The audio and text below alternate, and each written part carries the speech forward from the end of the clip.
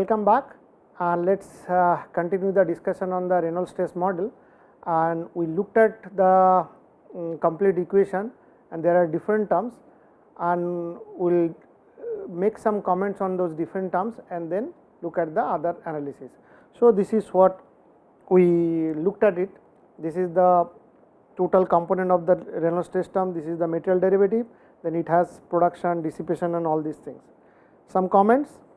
One of the important is that for production term there is no closure required, then microstructure they are except close to the wall they are isotropic. So, that will approximate like this. Then also microstructure level negligible contribution to the shear stress. So, viscous dissipation rate of Reynolds shear stress neglected.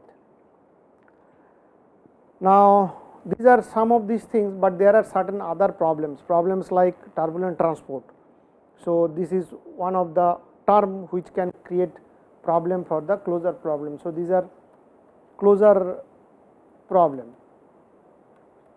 Turbulent transport is one term, then pressure strain term which is essentially responsible for return to isotropy or rather destruction of Reynolds shear stress. Now, in this particular set of equation this is computationally expensive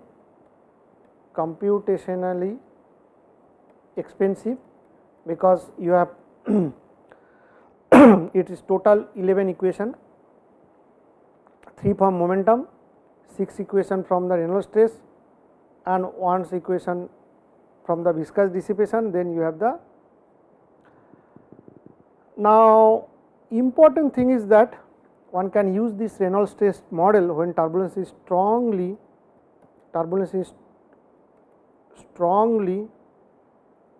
non-local. For example, if you have a strong swelling flow or recirculating flow in presence of the mean flow. So, in those cases this RSM model is superior to all these two equations model and all these things. So, that is a RANS based situation. Now, one can also have DNS, that means you solve all these problem where your averaged equation look like this, di by dt plus uj del xj 1 by rho del p by del xi plus nu del 2 ui by del xj square del ui by uj prime by del xj. So, this is closure was used, this is in the RANS context.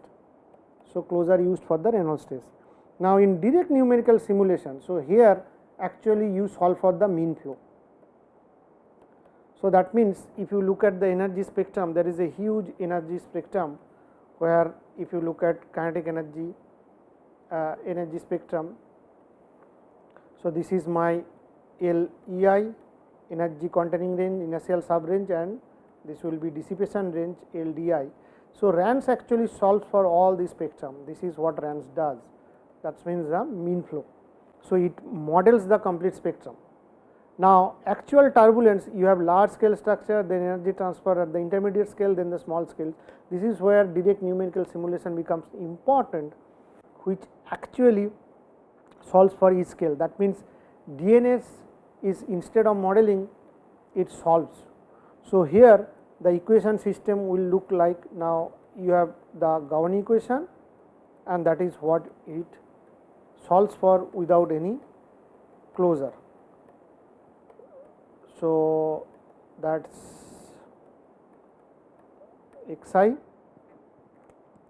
plus nu del 2 ui by del xj2. So, these are the equations which are solved for DNS, that means the Gowon equations are completely. So, no closures, essentially no closures. Now, that is a picture of how DNS looks like. So, this is taken from a channel flow simulations where you can see the small scale structures are also captured. So, what you can note here, DNS can give you the complete description, but it is quite expensive. Now, if you consider an isotropic turbulence, that is again a specific case with a size L and velocity scale is like this, then all length scale of turbulence are to be solved. Now, energy containing large scale to Kolmogorov scale in the dissipation range. So, which will get you that delta x is order of eta and your number of grid cells required would be L by eta to the power cube. And for the stability, one can look at the numerical stability point of view, which will be time step is required delta t order of delta x by u. So, that is your require, and the number of time steps required, that would be like k by epsilon by delta t, which is L by eta. So, the total scale cost scale width, essentially if you look at the total cost, the scale with NR time steps into NR grid cells, which is L by eta to the power 4 u L by nu to the power cube. So, that is why there is a limitation, serious limitation for low Reynolds number application, but these days, even today, the architecture or computational architecture is available. People can do large scale DNS. So, this is taken from the Pope. So, you can see for different RE lambda. So, this is an example for isotropic turbulence, different RE lambda and REL, what is the computational time required and like this. But as I said, with the advancement of the computer architecture and advancement of the available processor, now people can actually look at the large Reynolds number DNS kind of calculation. Now, we can estimate the computational cost for an isotropic turbulence, like you have this situation where dissipation range would be at this. So, then Fourier series of the velocity vector can be expressed like that. So, we can find out the large wave number in each direction, that will be pi by delta x, which is order of pi by eta. Now, smallest wave number, that would be 2 pi by L, and it is a majority of the modes in dissipation range. So, small fraction of that is in the energy containing range. So, that is what give you an idea what DNS is all about, and DNS requirement of the DNS for large scale, large Reynolds number application. Now, one hand you had, so this is an intermediate solution between RANS and DNS, because this DNS you resolve for all the scales, RANS you model for all the scales. In LES, what you do, you model for large scale structure, resolve for large scale structure and only model the small scale structure. So, essentially theoretically LES can go towards DNS if your modeling part. So, there are two parts, one is the resolve part, another is the model part. Now, if the model part goes to 0, so this LES system should replicate the DNS behavior. Now, the large scale structure or the macro structure, these are most energetic structure. They will only contribute to mixing, and also they are anisotropic in nature.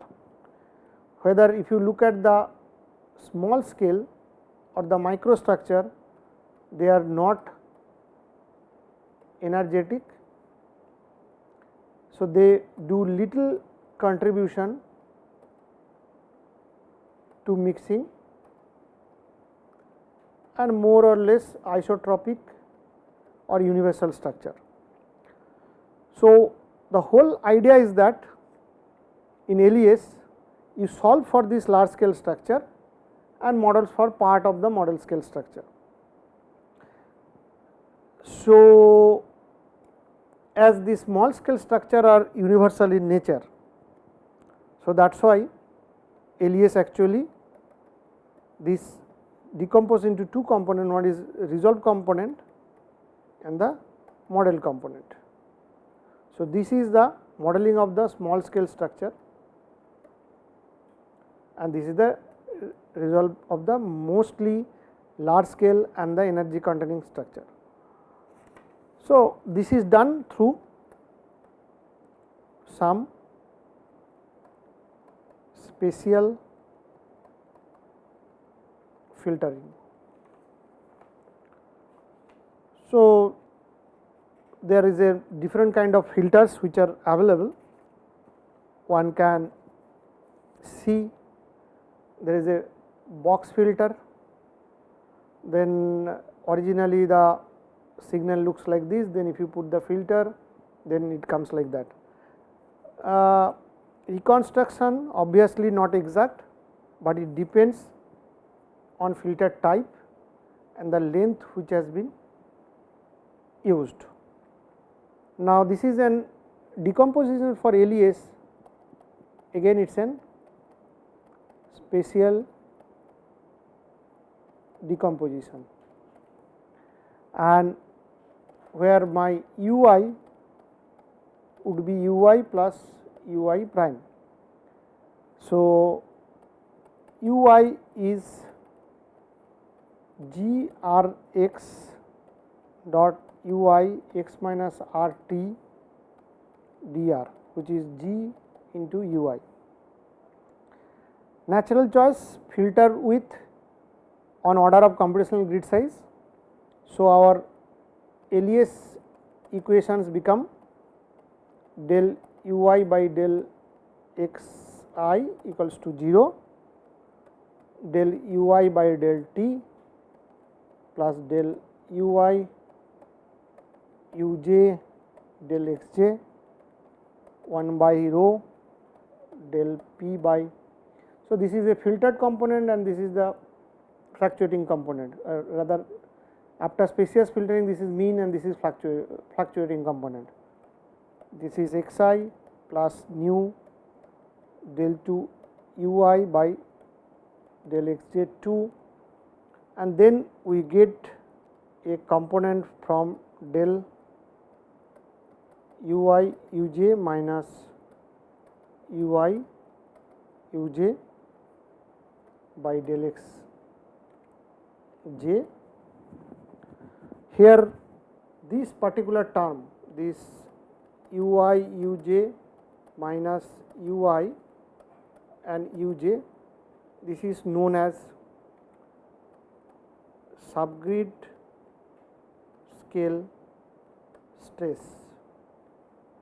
From this comes from the small scale turbulent motion. So, only if you look at the equation system, this is continuity momentum, this is the term which remain actually unclosed.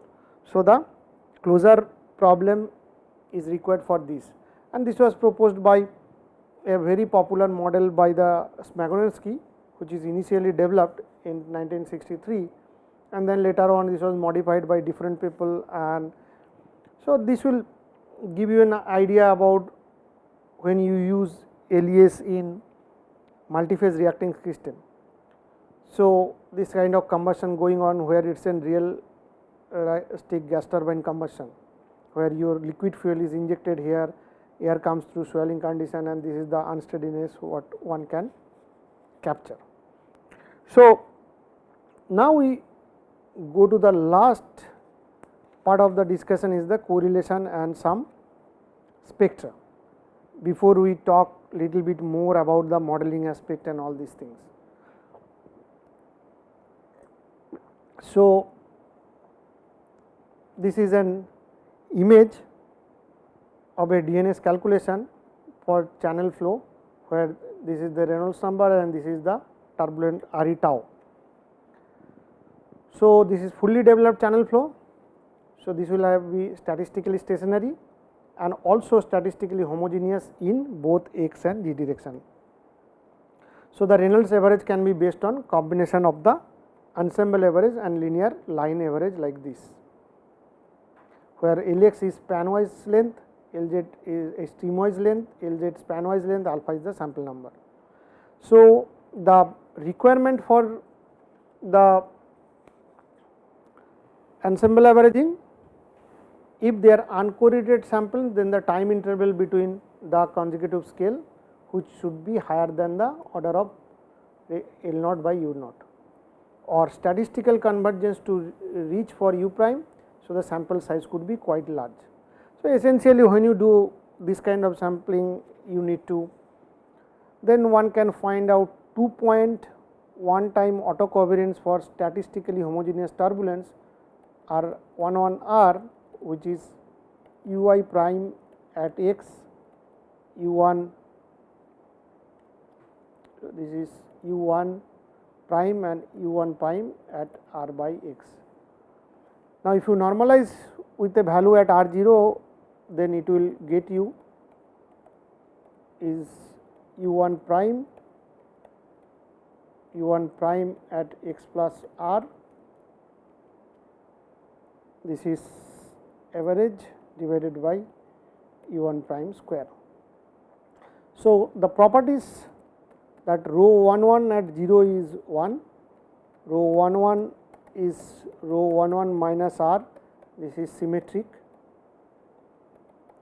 then rho 11 R, the magnitude should be less than 1 and this tends to 0 for R tends to infinity.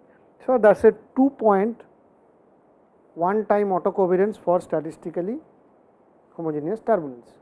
Now, again if you look at the same calculation of the channel flow, you can see if you plot this normalized variable, this is how it actually vary, and from here one can define the integral length scale. The integral length scale would be the integration of R dr. So, this is a characteristics for macro structure of turbulence, where you get an estimate of your integral length scale. Now, we can define another micro scale which is called Taylor microscale, which is lambda 11. Now, our rho 11 R is 1 minus half R by lambda 11 R square plus some term, extra term for R by lambda 11 less than 1, where 1 by lambda 11 square minus del R square at R equals to 0. So, we can estimate the viscous dissipation rate, which will be nu del U I prime by del x j square. Now, for isotropic turbulence, it is shown that for isotropic turbulence, it is shown by Pope that 15 nu U prime by del x square. Now, since dissipation occurs mostly at the small scale, so they remain highly isotropic, which is as per Kolmogorov hypothesis. So, this is also valid for other turbulent flow as long as RE is quite high, that means it is in the turbulent zone. Now, we can take the second order derivative of 2-point autocovariance.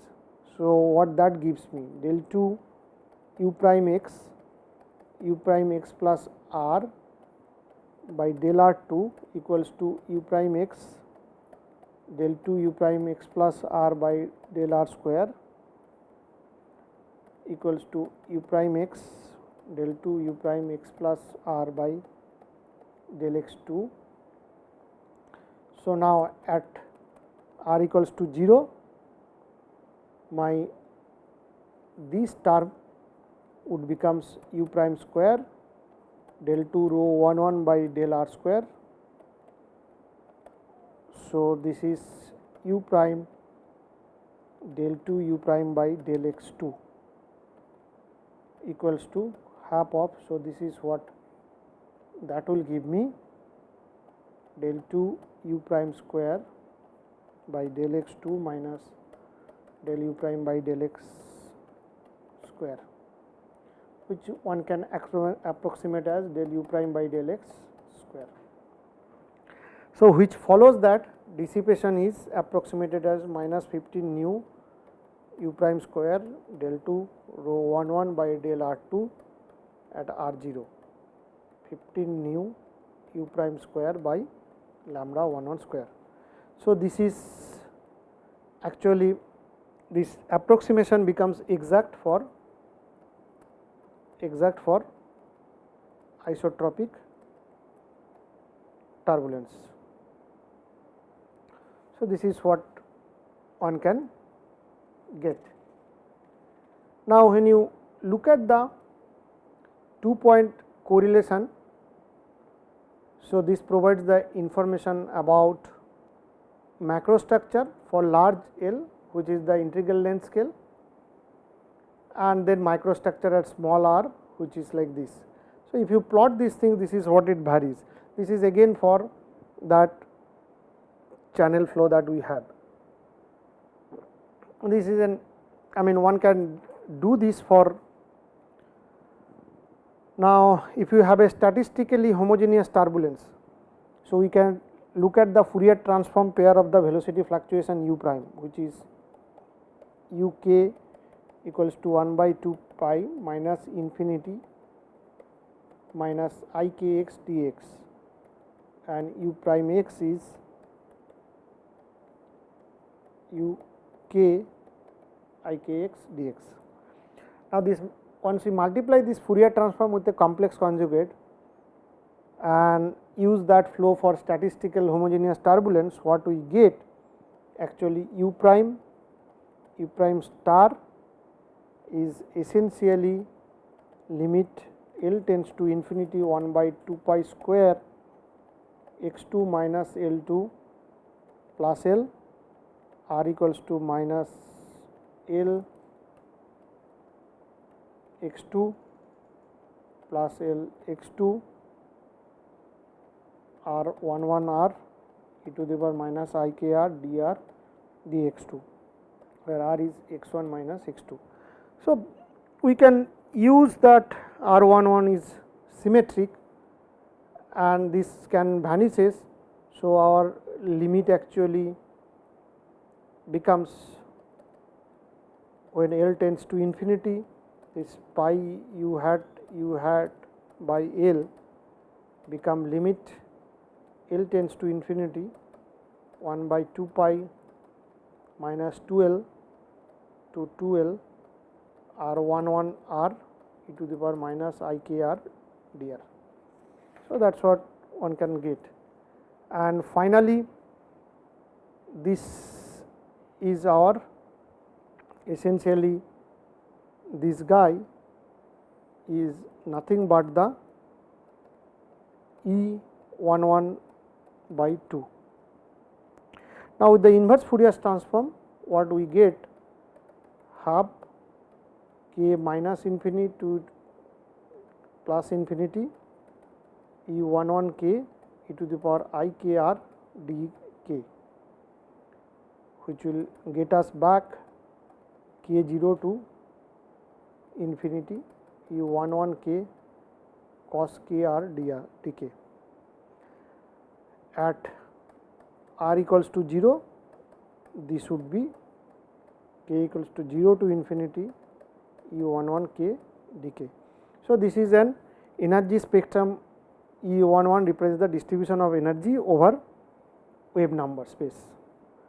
So, now one dimensional energy spectrum is twice the Fourier transform of the 2-point autocovariance, and that one can plot it for this channel flow, and this will look like this.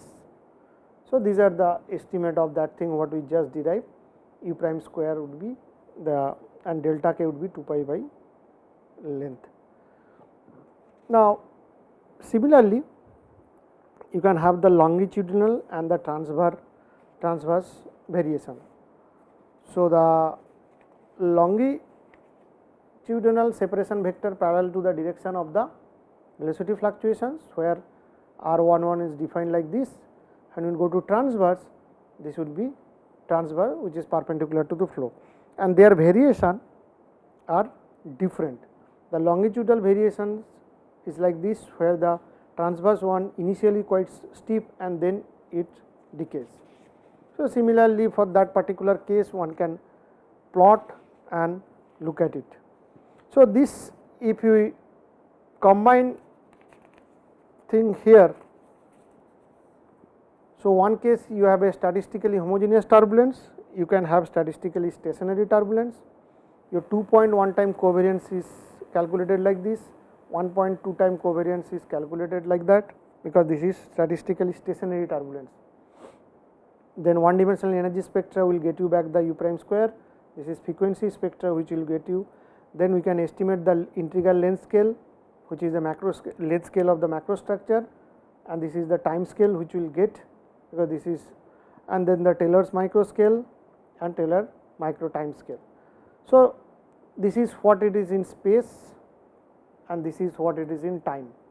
So, in space and time how we actually, now already we have the Taylor hypothesis, where you can have an AD size like that, where u bar is coming and this is of the large scale, then one can approximate the space time transformation.